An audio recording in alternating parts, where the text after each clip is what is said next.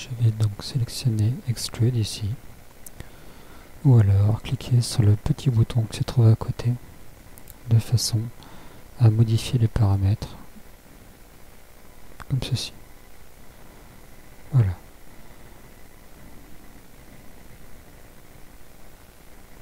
Donc je vais pas valider, hop, donc CTRL Z, voilà, et là je valide. Voilà, mon extrusion c'est bien faite. On fait pareil pour le bas, Edge, hop, cercle, polygone, la touche R pour scale, je réduis, grow, l'extrusion est la même, donc je valide, W. Maintenant je sélectionne les edges à l'intérieur, l'edge à l'intérieur, je clique sur Ring ici, il m'a sélectionné tous mes segments, je clique droit, je vais cliquer sur le petit bouton sur le côté, je fais donc 2 segments et à partir de là je définis les segments, l'emplacement des segments quoi, en fait. Voilà, je sélectionne donc cet outil là, je fais juste un petit contour comme ceci autour de mon cercle, comme ça m'évite de ça me permet d'affiner le lissage, le rendu je veux dire. W, je sélectionne donc cette edge, ring, clic droit, connect, donc logiquement voilà, il m'a pris les mêmes paramètres, donc ça m'arrange. À partir de là, je vais voir ce que ça donne avec comment dire, le shell. Je sais pas si c'est bien correct. J'ai pas vraiment l'impression. Alors ce que je vais faire, c'est que je vais partir sur le shell et je vais modifier de façon à voir. On se rend compte que là,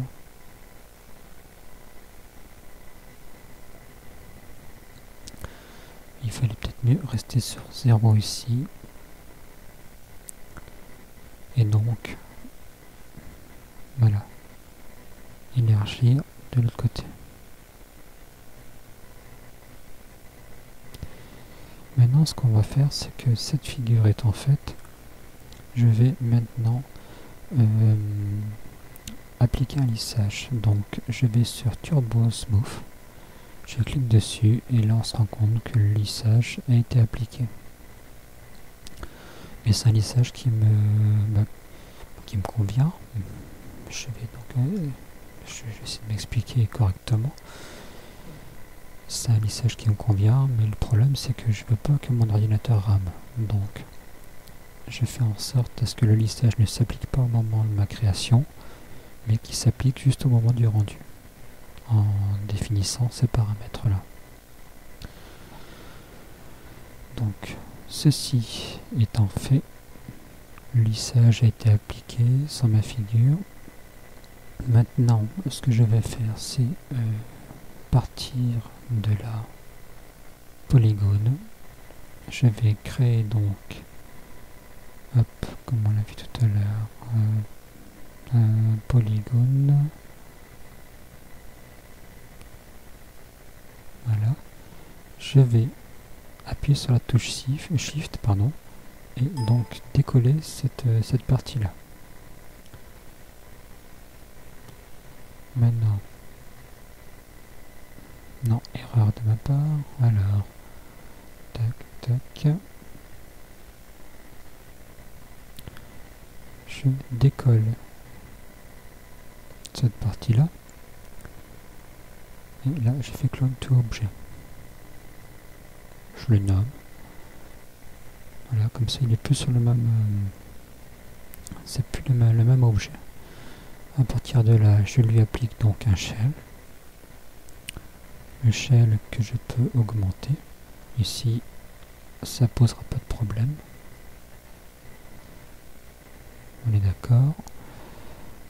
Maintenant, ce que je vais faire, c'est que je vais lui appliquer donc un lissage. Non, un lissage, je me comprends.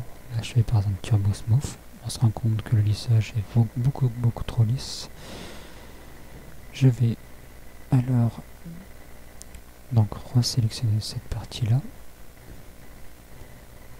et l'affiner comme ceci.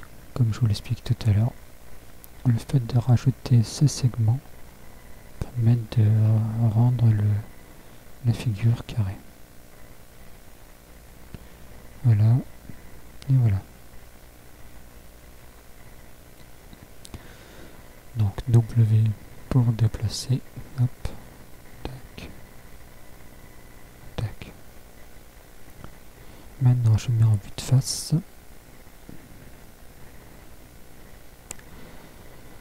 Je clique sur miroir, je fais donc une copie, hop, et je déplace. Hop.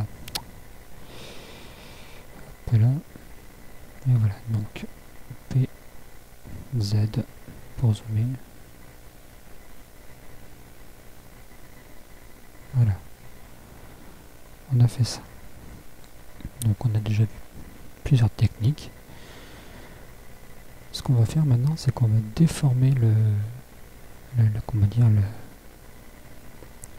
protège-cuisse, si on peut dire. Alors, ce qu'il faut faire, c'est aller sur création. Alors, je vous laisse regarder. Donc, géométrie déformable. FFD box, vue de face, Z. Donc, vue de face, c'est F. Voilà. Hop, hop. P, Z, W. À partir de là, mon objet est bien dedans. Donc ce que je fais, c'est que je vais donc dans les modifications, mais d'abord je fais en sorte à ce que ma box soit bien compris dedans.